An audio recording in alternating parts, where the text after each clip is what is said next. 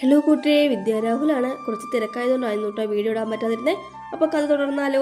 അങ്ങനെ രാമലക്ഷ്മണന്മാരും വാനരന്മാരും സമുദ്രം കടക്കുന്നതിനുള്ള തയ്യാറെടുപ്പ് തുടങ്ങി. സമുദ്രം കടക്കുക അത്ര ചില്ലറ കാര്യമല്ലല്ലോ. അപ്പോൾ കടൽ കടക്കുന്നതിനായി വില്ല് കുലയ്ക്കാൻ പോയ രാമന്റെ മുന്നിൽ സമുദ്രദേവൻ പ്രത്യക്ഷപ്പെടുകയും വിശ്വകർമാവിന്റെ 2 അവതാരങ്ങളായ നളനും നീലനും വാനര സൈന്യത്തിലുണ്ടെന്നും അവർ പാലം നിർമ്മിക്കാൻ സഹായിക്കുമെന്നും പറഞ്ഞു. ഇവർക്കൊരു കഥയുണ്ട് കേട്ടോ. നളനും നീലനും. കുട്ടിക്കാലത്ത് നളനും നീലനും പൂജാപാത്രങ്ങൾ കടലിലേക്ക് എറിഞ്ഞ് ഋഷിമാരെ ദേഷ്യം പിടിപ്പിച്ചിരുന്നു. അപ്പോൾ ഋഷിമാരെ ഇവരെ ശപിച്ചു അത്രേ.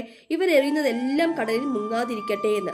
ഉർവശി ശപം ഉപകാരം എന്ന് പറയുന്ന പോലെ നമ്മുടെ വാനരന്മാര് കൊണ്ടുവന്ന വലിയ കല്ലുകളിൽ രാമ എന്ന് നാമം എഴുതി നളനും നീലനും കൂടെ കടലിലേക്ക് എറിയുകയും 5 ദിവസത്തിനുള്ളിൽ 100 യോജന പാലം പൂർത്തിയാക്കി രാമസേതു നിർമ്മിക്കുകയും ചെയ്യുന്നു.